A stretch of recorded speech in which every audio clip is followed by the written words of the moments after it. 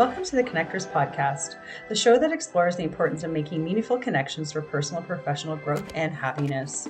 We will share how building and recognizing strong connections in life can help you achieve your goals, find fulfillment in your work, and how you can create opportunities to build a purposeful and fulfilling future. Come along for the journey and let's connect.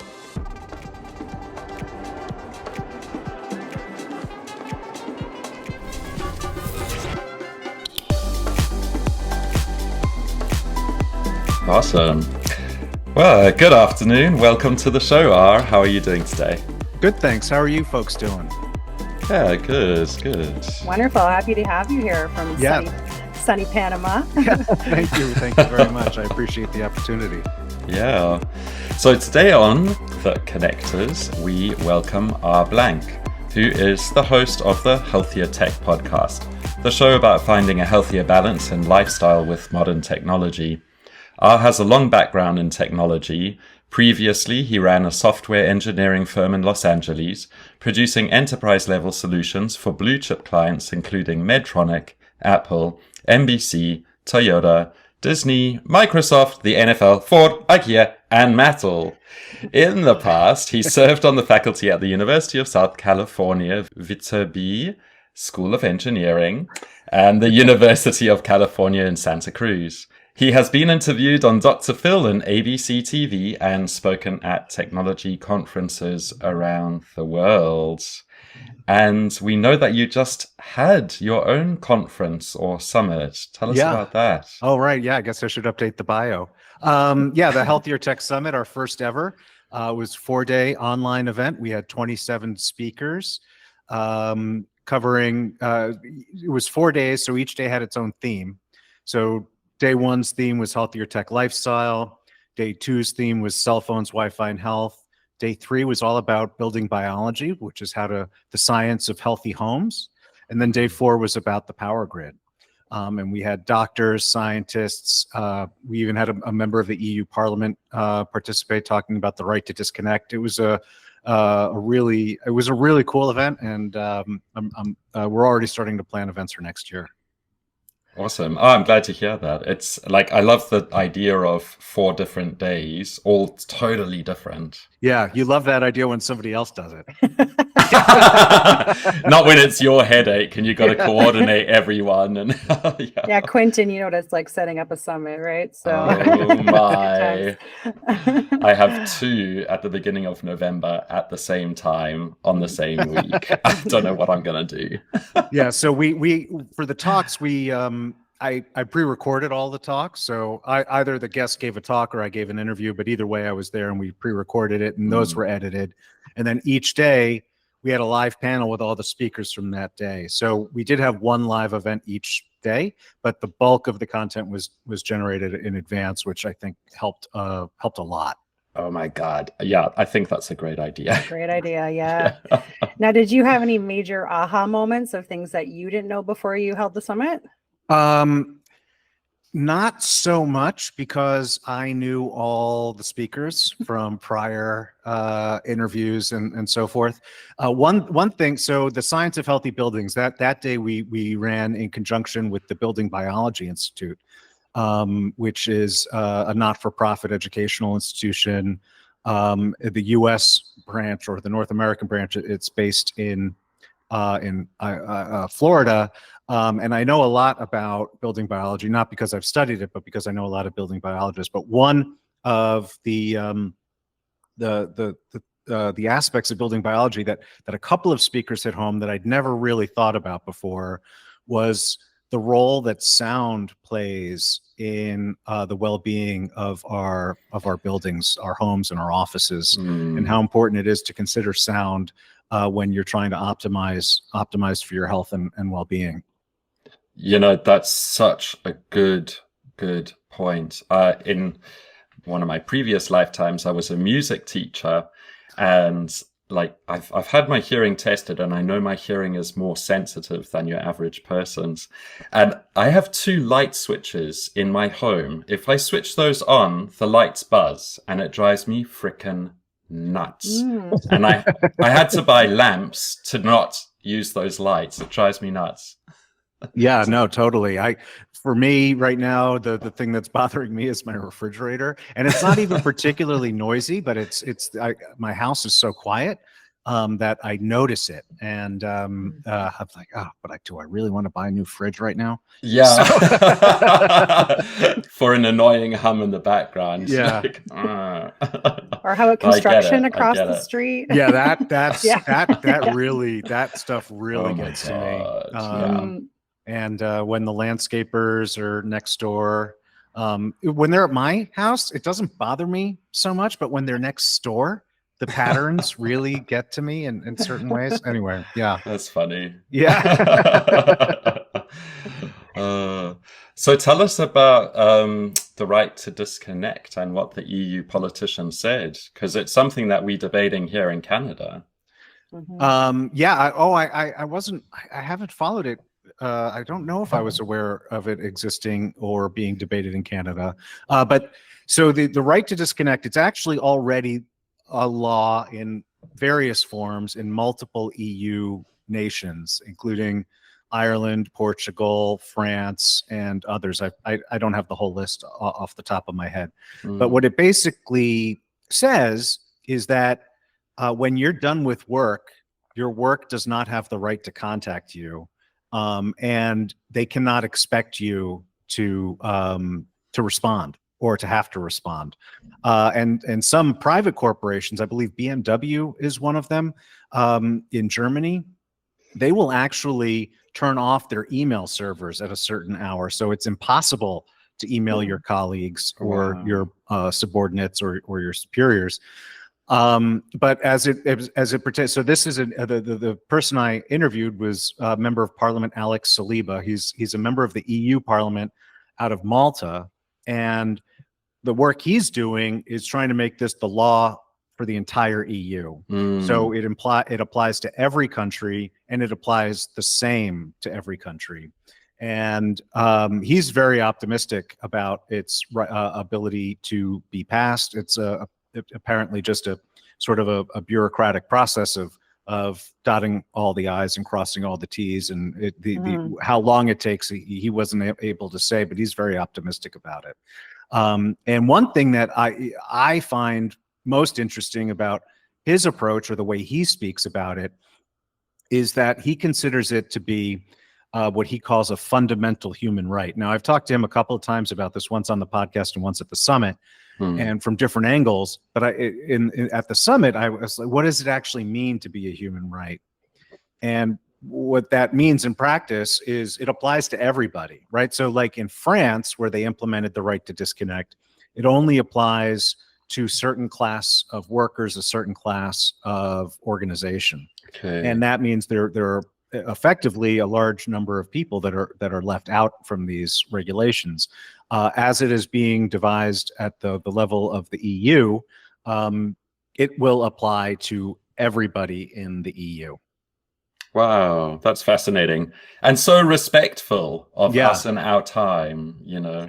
I'm curious, how that will work, I guess, across all types of, jobs, organizations, that kind of thing. Even with the new model we're a hybrid model in my corporate job, where I'm, partially at home, partially in the office. If I'm at home, my hours may be a little more flexible, and I may do a few different things in the daytime and change things around depending on what else I have going on. So like, would it be standardized for every role, every day, every job, Well, it would be standardized based on effectively what your contract says. Okay. And so, at its basis, you shouldn't be expected to work for time that you are not being paid to work. And that is by implicitly or by default what is happening with a lot of people, right? That they're done with work, they're not being paid additional, and then they have to respond to their communications, which also means they have to keep their phones on or whatever device they're using. And that in itself brings additional both physical and psychological stress, even if you're not actively getting these communications that you have to respond to. Yeah, that makes sense.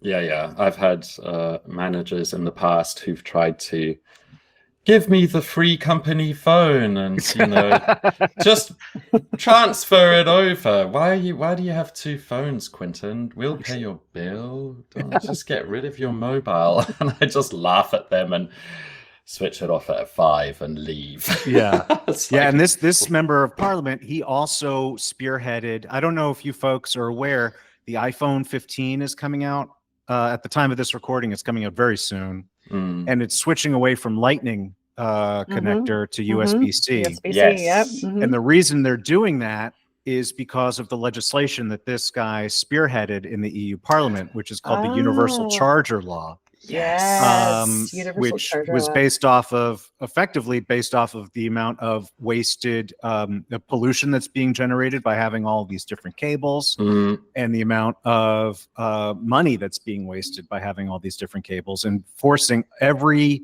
device to be using the USB-C standard. amazing. That's such a good change. Yeah. Like, from someone who used to teach music, I have boxes of random cables everywhere. It's the bane of our existence, Yeah. So Yeah, and to that's go to before one that's before you even get to how much Apple charges for these connectors. Apple. I love Apple products, but man, they everyone knows they're basically extortionate pricing on their peripherals. Yeah, I just switched from a Samsung to my very first Apple phone. So Oh, did you? yes, yeah, and I truly love it. I really do. But I have one charger, and when I couldn't find it one day, I'm digging through all these, and I can find all these old chargers that I have, but none of them will work for the iPhone. So That's yeah, funny. no, that's excellent. That's a good point to make for our listeners too. And I knew that was coming, so I'm glad to hear that soon. We'd love to hear from you. Please engage with us on Instagram, LinkedIn, Facebook, or YouTube.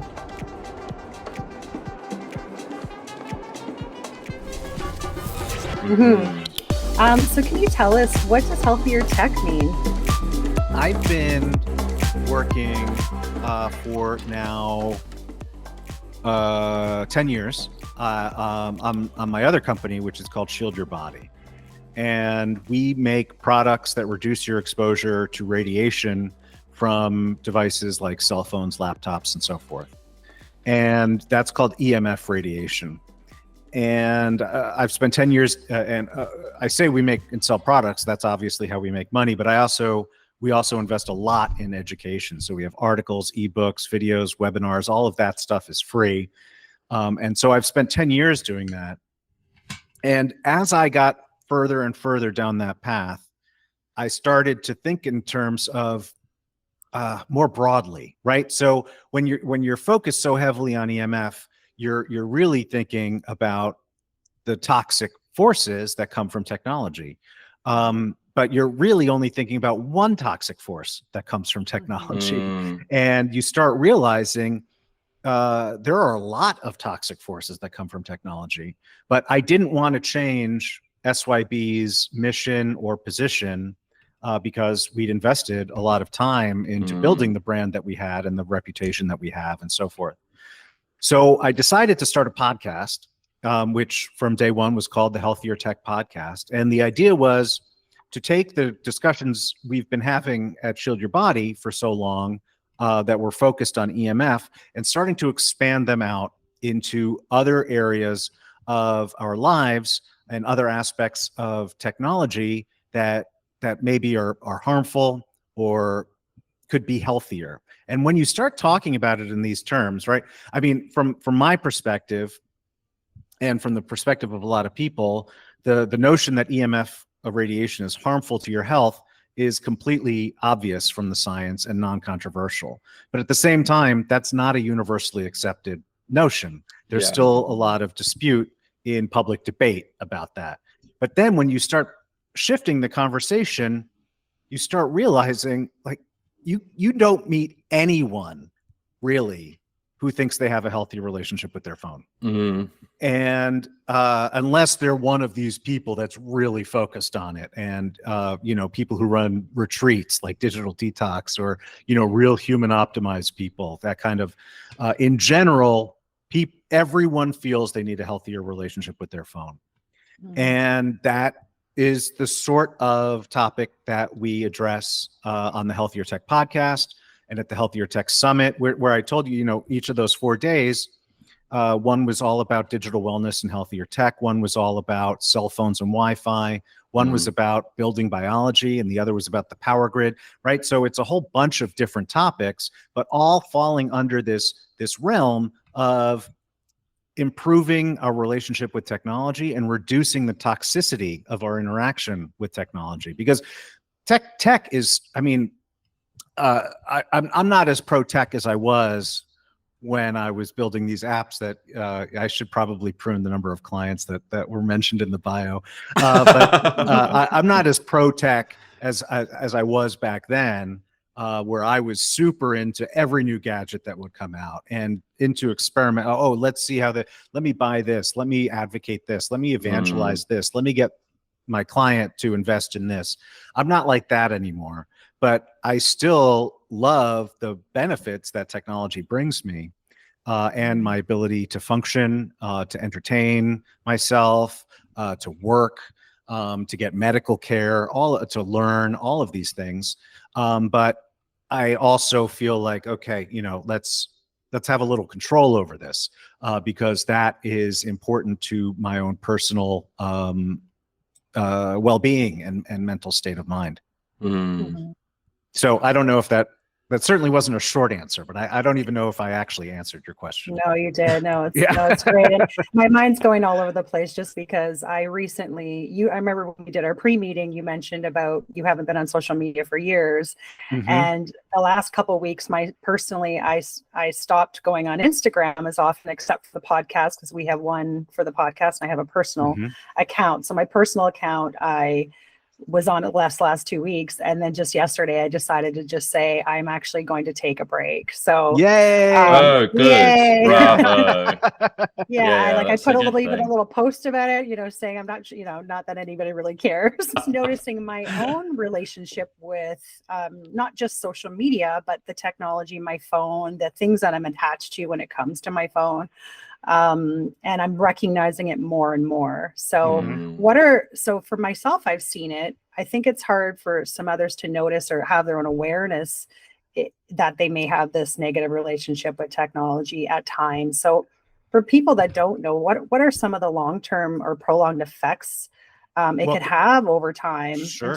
So before, and I want to answer that, before we get to that, if people are doubting this, the extent of the impact that this stuff is having on them, there's one exercise that I like to recommend, and it was just something I learned by doing myself, right? My phone is always in do not disturb mode. It's almost always in airplane mode, but often it's around anyway. And I realized when I keep my phone away and out of sight, I started enjoying Netflix more. So if I'm watching Netflix on TV and I can't see my phone, I am more involved in the show. And that's even with my phone basically off. But if I can see it, it has this kind of magnetic pull on me. And so I would ask people to try that for a night. All you have to do is for a night, see if you have the same impact, the same effects that I'm talking about. And if you do, then you're starting to see some of the impacts that it has. I started that. I'd put it like under a pillow. It was like close by, but I couldn't actually see it. And then I started moving it out of the room. And you're right, if it's not around, I actually start to focus on the moment more. I start to notice that the moment comes back to me more so than it's within reach. But it's like it's like this weird safety blanket, like sometimes kids carry around this safety blanket or the safety doll that they need with them. Like, it's so odd. All of us are mature enough that we didn't grow up as teenagers with one of these in our pockets, right? How has it become so pernicious and so ingrained in us?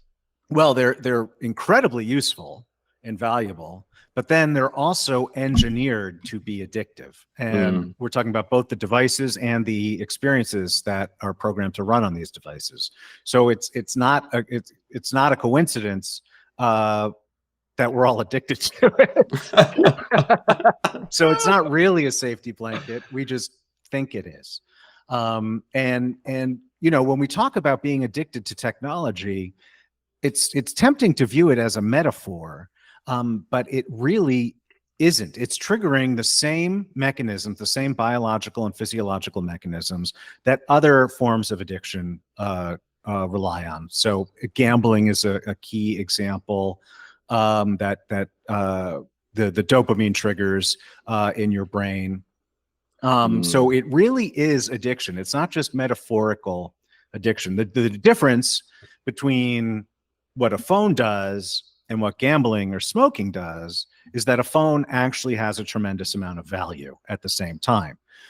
So it's important to keep this in mind as we talk about it. And just because it's addictive doesn't mean it's bad. It means the addiction is kind of a problem, and we need to approach that. But it doesn't mean the force itself is bad. You can't regulate phones out of existence at this point. That would destroy society. Yeah. Yeah.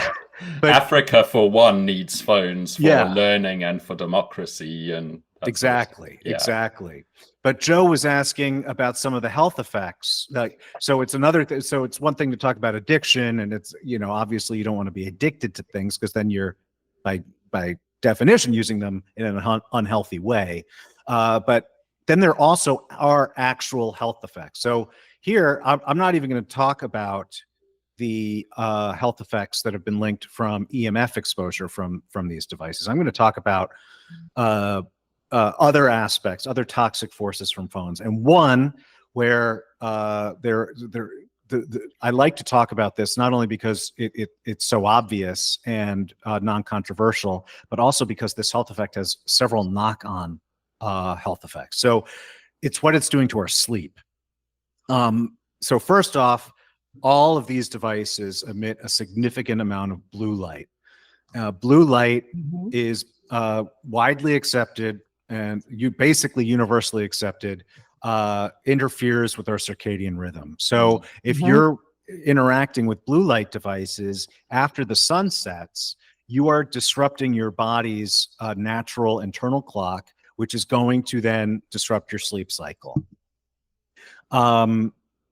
Now add to that, if you're getting notifications, that is going to disrupt your sleep cycle.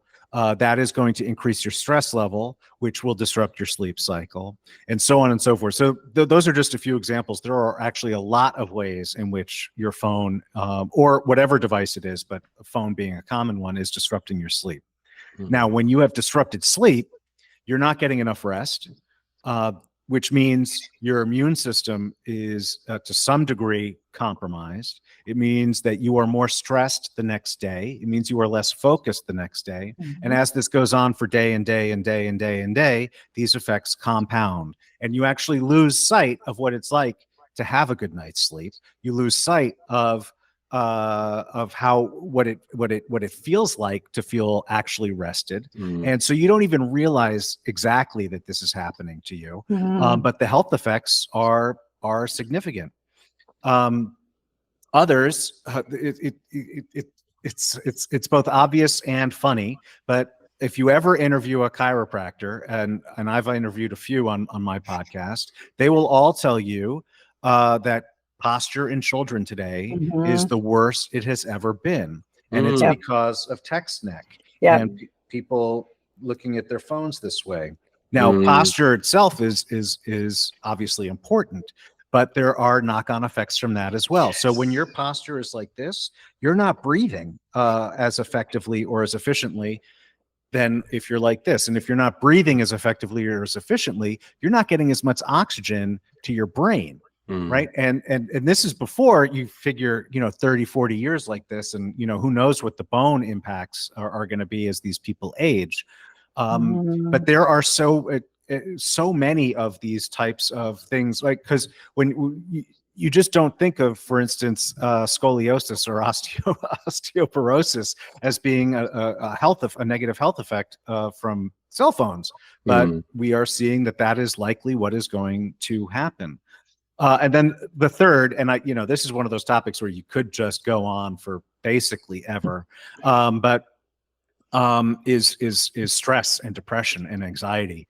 Again, ignoring the science about the EMF exposure and its potential contribution to this, there are multiple studies now showing that increased time spent on social media is a significant contributor to, like I say, stress, anxiety, and depression, which we all know has multiple knock-on effects as well. So those are just some of the examples.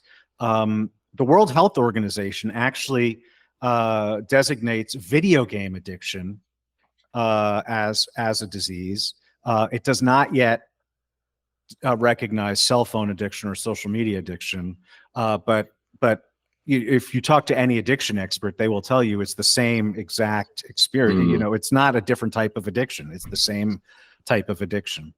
That I feel like the cell phone addiction is coming. Like, we're now seeing nationwide or global news talking about the negative effects on teenage females, for example, and how it gives them terrible self-esteem and a view of themselves, or online bullying, and how, you know, what used to happen in the classroom during daylight hours now extends 24 hours a day because everyone's on WhatsApp chats or something. It doesn't sound very fun. I'm glad we're the generation that didn't have it around constantly. I can put it that way.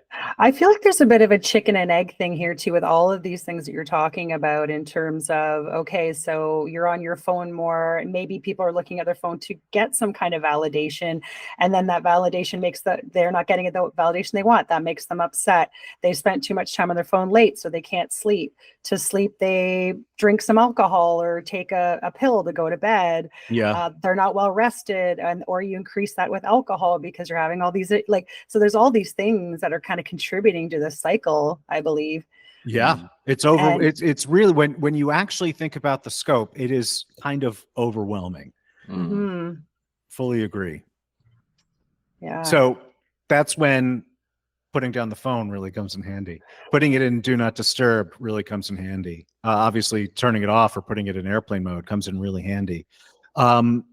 There is research actually that even if your phone is fully off, even having it in so there's no blue light coming off of it, there's no EMF coming off of it, there's no notifications coming off of it, but if it's in your bedroom, it will negatively impact your sleep.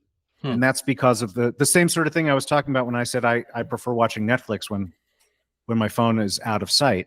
It's because there's a psychological pull to the device, even when it's fully off. So people, if they just keep their phones out of the bedroom, they will experience improved sleep. And that is something that I highly recommend. Stopping anything on the screen, you know, at least 30 minutes before bed, but experts would say 2 hours. You know, I actually cheat on this myself because I read my Kindle in bed. I read it in airplane mode, but I read my Kindle because I'm over books. The Kindle is so you know, and I say that just as an example of, you have to make your own rules that you're comfortable with. I like reading before bed, and I can't stand books anymore. So I have my Kindle and I read that in bed in airplane mode. And you know, a lot of people would say don't do that because of the blue light. But you know, you make your own decisions, you make your own trade-offs. These days I am having the best sleep that I have had in well over 10 years due to, you know, other things that I've been doing and trying and working on. So I'm okay with that trade-off for me. Do you want to share those other things? I think we all could use a better night's sleep, that's for sure. The long list. Yeah, no, there's an epidemic of insomnia and substandard sleep. And technology is a huge contributing force to that. Yeah. But I do want to throw in now just a little pivot, which is, you know, healthier tech is it's not about abandoning your tech or giving up your tech. It's about finding the healthier relationship with your tech.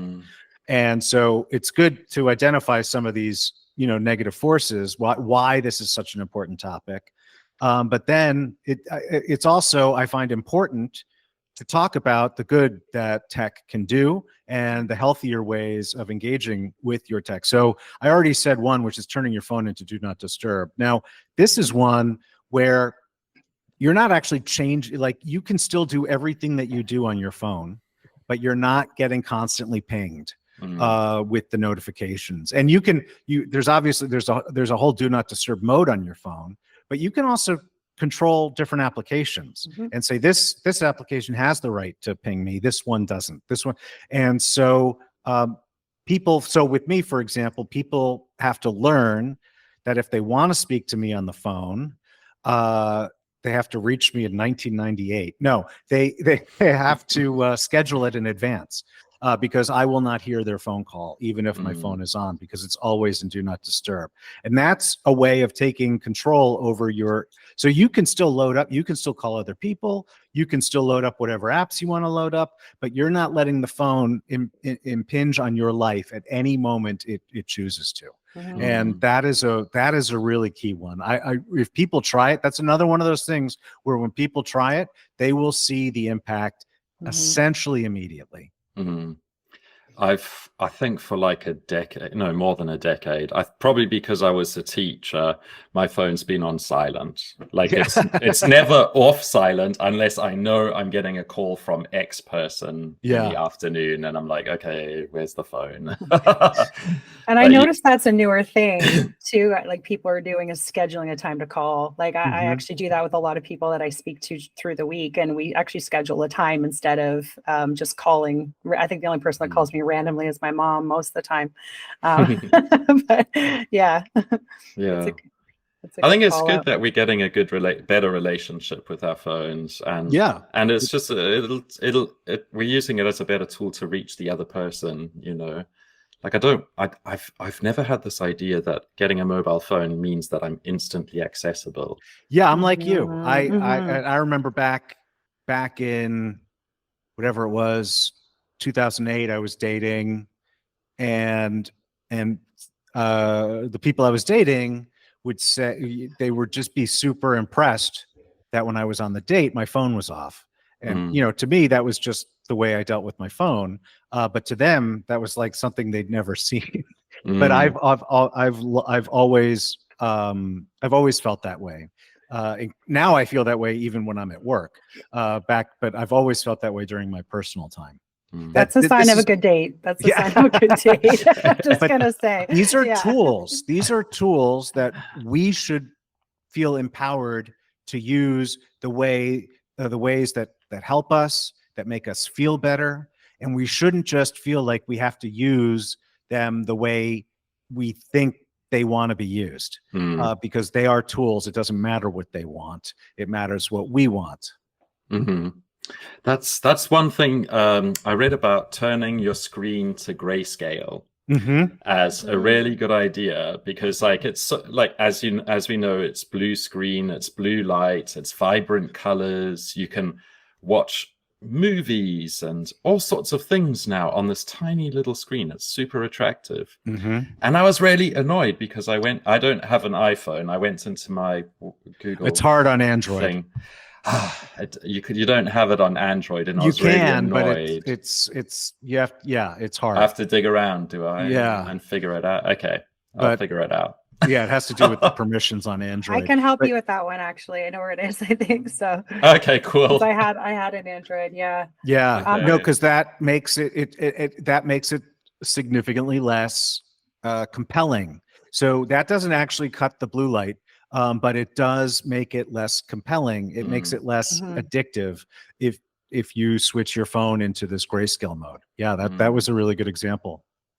I just want to reiterate what you said, because I really loved it. We should be empowered to use these tools the way we want to. And I think that's really important, because you're right. We are in a culture of people think we're easily accessible and we should be answering texts and messages right away. We're online or we're on, email, and people assume that we should be responding as quickly as they respond. I've even seen etiquette on some of the social media apps where people are like, well, if you do this, this is what you're supposed to interact this way. And I'm like, Yeah. but why? Like, I want to interact the way I want. Like, why is it that way? So I think that's a really good call out. Mm. And because we like talking about connection on the show, I did want Uh-huh. to circle to talk about social disconnection, active and passive, and what does that look like for people? So, yeah. So, well, so tech obviously can be used to connect us, like it is the three of us right now. And this is what I would say a high value, high quality engagement. We're really talking. We're not just nasty posting comments on each other's threads or whatever it might be, or clicking like. We're having a high quality engagement here. So this is an example of technology actually fostering a real connection that would not have, we're in 3 different cities right now. This conversation would not be happening without tech. That said, technology fosters a lot of connections that aren't real, that they make us feel like they're real, but they're not. And I was just giving that example of, leaving a comment on somebody else's post or clicking like or whatever that faux interaction might be, where we think we're interacting with hundreds of people a day, but we're really not. And so it gives this false sense of being in a connected network, in a connected community, when actually many of us are less connected than we have ever been, are less connected every consecutive year.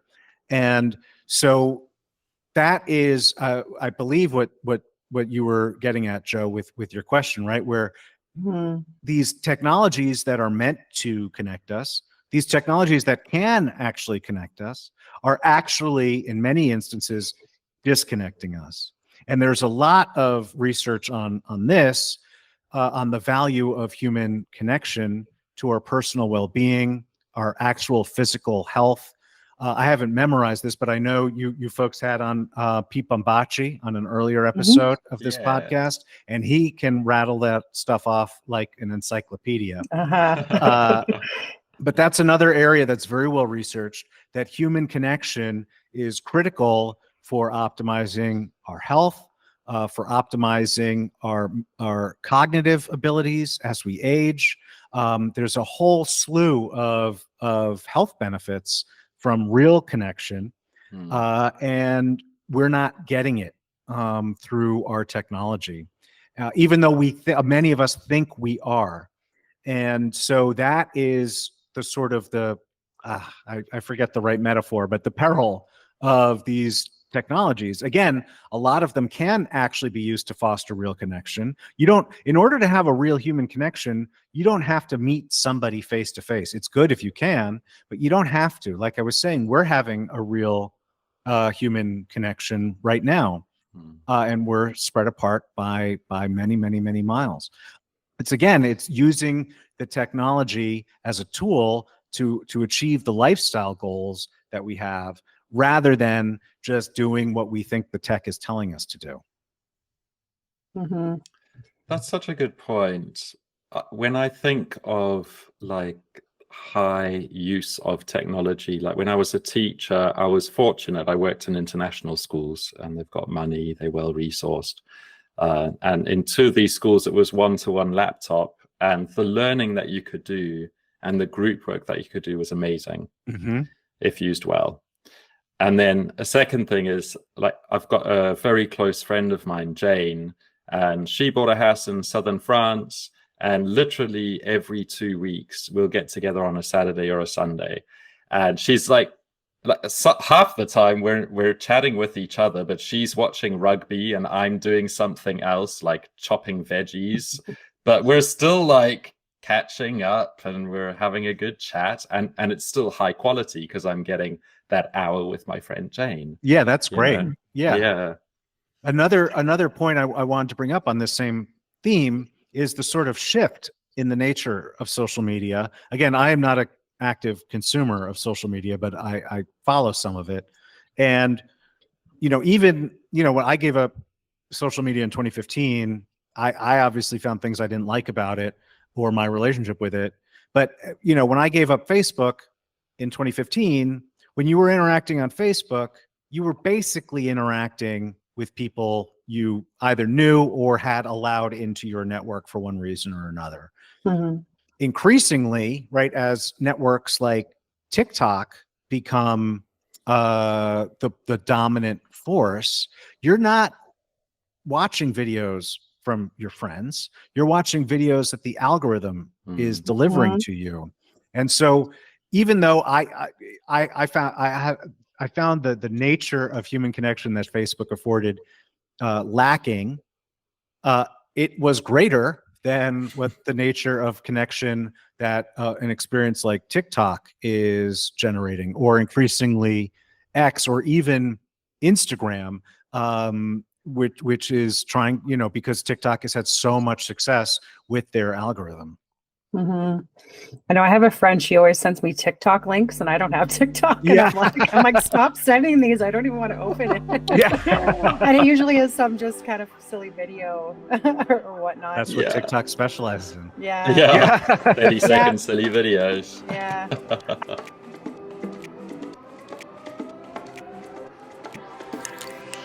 If you're looking for a podcast that will inspire you to connect with people from all walks of life and various industries, we invite you to join us to listen into our open and transparent discussions, where we share our stories, triumphs, and challenges, and provide ways of connecting with our dynamic guests.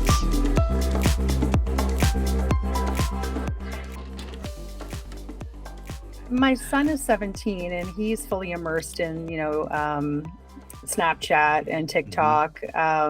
He did tell me at one point he removed TikTok because he felt he was on it too much, and I didn't prompt that, so I thought that was great. That's great. That's a nice level of self-awareness. Yeah, and it's nice to know that he has his first girlfriend and they spend a lot of time together. It's just nice that he likes to be in person with other people, and even his friends, they still spend time together on the weekends. They're out doing sports. So I believe there's a balance. Now, when I'm with him, a lot of the times he can be looking at his phone, a lot of the time. So I think there's still, and I'm starting to notice that he's always looking down, and, I'm curious how that's going to affect him later in life, especially with the neck issues and the back issues. So it's definitely a concern. I'm just wondering how we can help the younger generation understand what this could look like for them in the future if they don't pay attention to it now. Yeah. I mean, how do you make a young person understand anything? Well, so true. It's so true. No, I mean, yeah, I'm not, I don't have children. And the youngest really I ever taught was college freshman. So I'm not an expert on this sort of thing, but I have been asked this question before, and it really comes down, the thing I would recommend teaching children, and again, not an expert, is to really have to start developing some self-awareness of how they are feeling, which is why I said when you said your son uninstalled TikTok because he thought he was spending too much time on it, and I said that's a high level of self-awareness. That is a high level. That wasn't a sarcastic comment from me. That is a high level of self-awareness. He went through the process of, I don't know if he just thought, oh, this is a waste of time, or if he thought, I don't like how I feel. But whatever it was, that was a high level of self-awareness. And so being aware is the first step, because you need to be aware of how this stuff is making you feel. This tech is all around us. And for kids growing up, it's just going to get more and more and more that way. And the first step to actually making any changes is being aware of how this stuff is making you feel. And the second step is teaching them that they have control over this stuff, right? So your son knew, like, I can uninstall TikTok. Other children need to learn, I can turn off this device.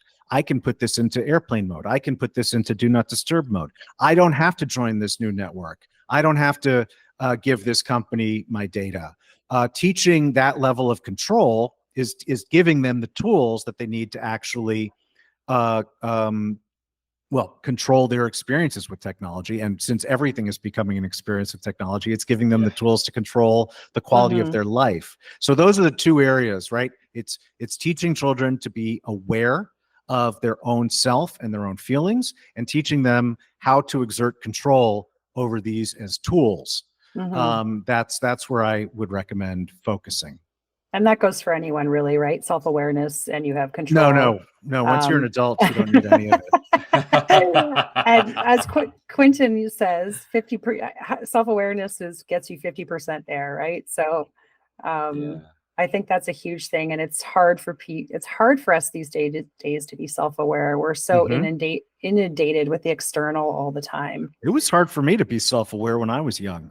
The more aware you become, the more aware you are of how unaware you were. And others are. Yeah, that just opens up a whole other can of worms for sure. People are stupid, man. Yeah. I'm aware, but everyone else is just dumb. Yeah, I do feel like that most days. No, I'm talking about myself, like 2 years ago, or myself I'm comparing myself today to myself in the past. You're kinder than I am. Yeah. So tell us about the time you were on the Dr. Phil show and about microchipping humans. Yeah. Well, people are interested. There's a whole episode of my Healthier Tech podcast at the start of season 3. I forget what episode number, but it's the one called My Experience on the Dr. Phil Show. I was invited on to talk about to approach basically the there are the pro people and then there are the anti people. So I was brought on to be anti microchipping. My experience on the Dr. Phil show was I don't know how to explain it.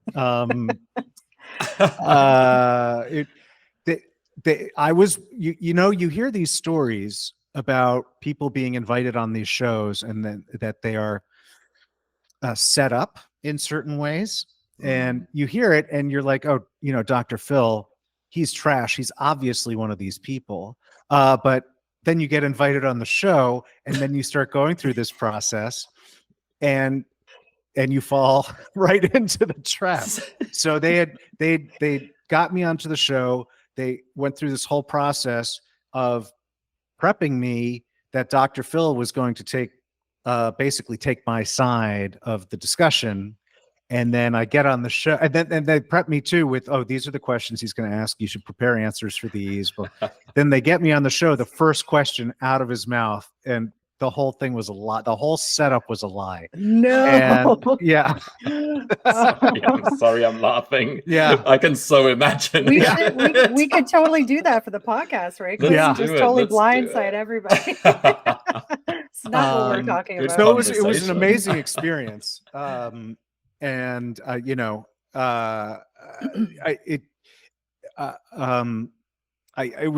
know how to explain. It was an amazing experience. I flew to LA. I was on nationwide TV. I got a nice new suit. They put me up in a really nice hotel.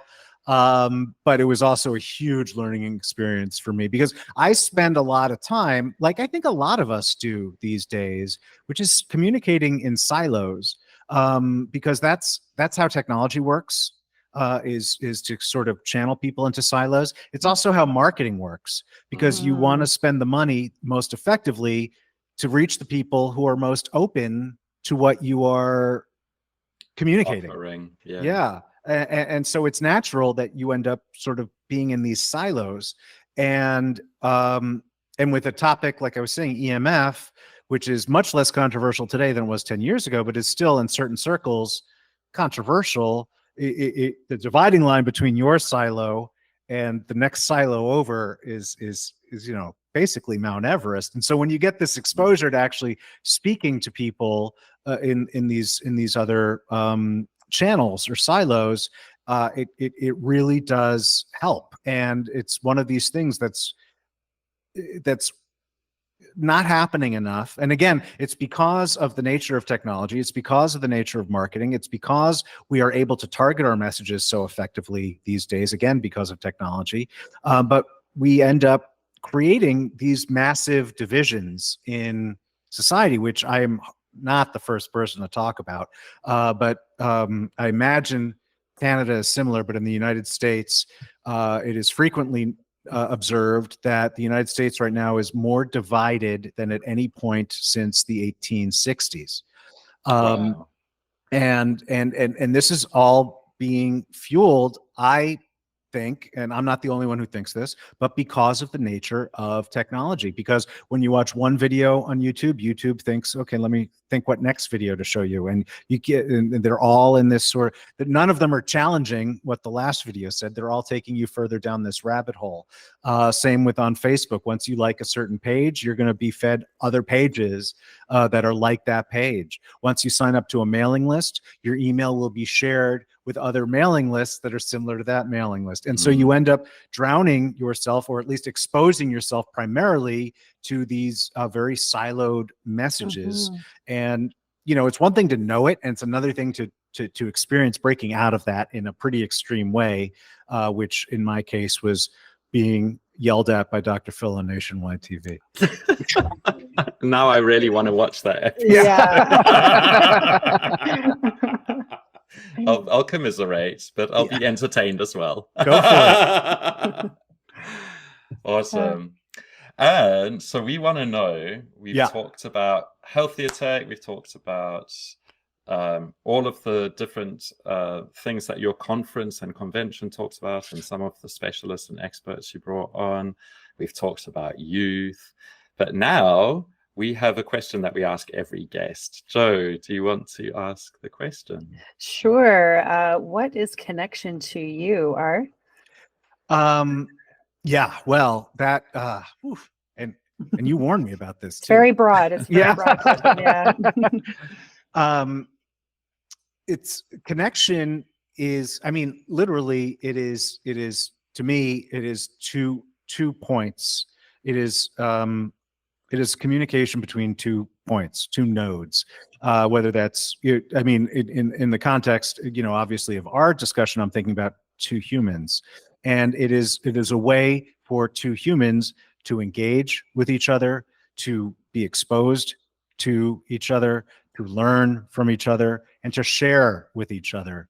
That is the definition that springs most to mind after this discussion. If I'd been talking about EMF, connection would have been my cell's signal to the tower. But it is one of these terms, and which your question, I think, emphasizes. It's one of these terms that means so many different things. Yeah. And but I like, again, you know, because of our conversation, but also in general, I like thinking of connection as this relationship between 2 human beings that is intentional and that is potentially valuable. Mm-hmm. We love asking it because everybody answers it differently, and I just love to hear the variety of perspectives that come across when we do. So it's very cool. So we want to make sure that our audience can get a hold of you if they want to know more about healthier tech and the other things that you're working on. Where's the best place they can get in touch with you, Are? Yeah, thanks. So our website is healthiertech.co. That's all, healthier tech, all one word, .co. And the podcast is the Healthier Tech Podcast, available on Apple, Spotify, and any podcasting app that you like. Awesome. And I just want to thank you from both Quentin and I that this was a great conversation today. I'm so happy you could be here. I really appreciate it. Thank you for taking the time. Much for the invitation, both of you. I thank you so much. Yeah, thank you. Sorry, dear listeners, you're not able to go and troll R on social media. He disappeared from it years ago, but do reach out to him on his website.